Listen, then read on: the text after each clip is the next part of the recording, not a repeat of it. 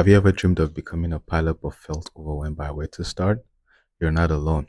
There's different ways to become a pilot, from Part 61 to Part 141 and Collegiate Pilot Programs.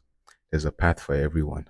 So in this video, I'm going to be breaking down all these different paths and help you decide which path is the best for you. So grab a notebook and join me, because by the end, you will have a very clear path to follow to help you become a pilot. So let's get into it. You're welcome to the channel, and my name is Habib. I'm a professional pilot and a flight instructor. So let's start with the basics. There's three main paths to becoming a pilot. The first is a Part 61 flight training, and the second is the Part 141 flight training, and the third is through aviation collegiate programs, which is what you typically go through when you're enrolled in a university, and they have a flight training program attached to it. So each of these paths leads to the same goal, which is basically becoming a licensed pilot. So which path you take basically just depends on your lifestyle and your goals. So let's break each one down. So what is Part 61 flight training? I like to think of Part 61 flight training in terms of two keywords, which is flexible and personalized. So Part 61 is basically the most flexible option when it comes to flight training. It allows you to meet up with a flight instructor and tailor the training according to your strengths.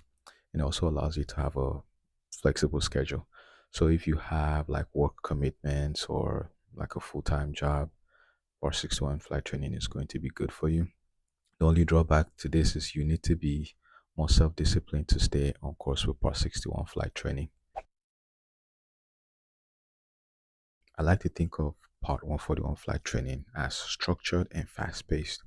So Part 141 is more structured in the sense that it allows you to follow a strict syllabus that is approved by the FAA.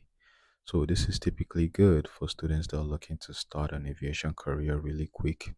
So you follow the syllabus, stick to the schedule, and go through your flight training programs. And hopefully by the time you get through the syllabus, you'll be able to obtain your license. The only drawback to this is flight training can be really intense, and you may need more time to actually understand everything going on in the syllabus. That is the only drawback with Part 141 flight training. If you feel you're really, really smart and you can really pick up flight training, or if you feel like you have some sort of talent for flying, I would definitely recommend you go with Part 141 flight training, because it will help you start your aviation career faster. So what is a collegiate aviation program? So for those looking for a degree, and also if you're looking to obtain your pilot license, a collegiate program is typically the path people go through. So you'd have to consider the time it takes and the amount of money to decide if this is what you really want to do. So you can imagine getting your pilot's license, which is already expensive in and of itself, and also getting a degree attached to that. So most of these aviation collegiate programs will typically leave you with like a high student loan debt. So stay tuned onto the next session to see how you can also get your degree and also obtain your pilot's license without really going through the traditional collegiate aviation programs, especially if time is of the essence, because these programs typically take a long time for you to get through, especially if you're also looking to become a pilot really, really quick. I really wouldn't suggest going through this path. Stay tuned for the next section, and we'll see how you can actually get a degree and also obtain your pilot's license without spending too much money, without taking up to 4 years to get everything complete. So what path is the best for you that is watching this video right now? So I'm going to get real in this section and give you like my honest take on all these different types or different paths towards flight training. So everything I've been explaining so far has been more of like a generic explanation of what these different types of flight training paths are. So ultimately, this is going to depend on what you really want out of your pilot training and what your current life situation is. So basically, it comes down to your lifestyle and your goals. So if you're looking to go through your flight training really, really quick and really fast, Part 141 is the best according to everything I've been explaining so far. But reality kicks in here, because every Part 141 flight school is different. For example, for me, I went to a Part 141 flight school, and it took me 2 years to finish my training. So that's so much for being fast, right? So the reason I said this is if you need to choose a Part 141 flight school, you need to go there and talk to people that have been through it, and talk to people and see how realistically how fast their scheduling is. So the training can be structured and they give you a structured syllabus, but the scheduling will take a long time. You can sit days upon days before you actually get on the flight schedule. So this is very, very important. Whether you're going Part 61 or you're going Part 141, whichever school you're going to, scheduling is the most important thing, depending on, again, your lifestyle and what your goals are. So go to the school and talk to the people, whether it's Part 61 or Part 141, and get a realistic view of how fast the scheduling is or how often you can get on the schedule. And I would recommend you make your decision based off of that. So that would lead me into talking about us here at Aero Global Aviation Academy. As you can see behind me, I'm a flight instructor here.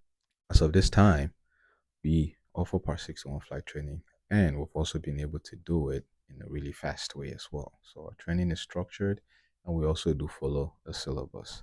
So like I said, it comes down to scheduling. So as you can see, we're currently doing Part 61 flight training, but if you need to go really fast, we can help you get your training done in a really fast way. And it also has the added advantage of being very, very flexible as well. So you sort of like get two in one with the structure of flight training. So if you're looking for an aviation degree, there's different ways to get a degree, especially without going into too much student loan debt, because pilot training is already expensive as it is. So if you can take an online degree or go to like a local college and get your college classes done to get your degree, and then part-time fly on the side Part 61, that's another good way to go about it. you you will end up not spending as much compared to if you go to like a traditional collegiate program, which will leave you with like a high amount of student loan debt. So these are the things you need to think about, and this is my honest take on this subject of Part 141, Part 61, and different modes of flight training. So if you've been watching up until this point, I'd like to commend you for finishing where you always start. And if you're looking to become a pilot, this is a very good trait to have. And for us here at Aero Global Aviation Academy, we like to work with people like you. That is, people that finish what they start, especially if you're looking to become a pilot.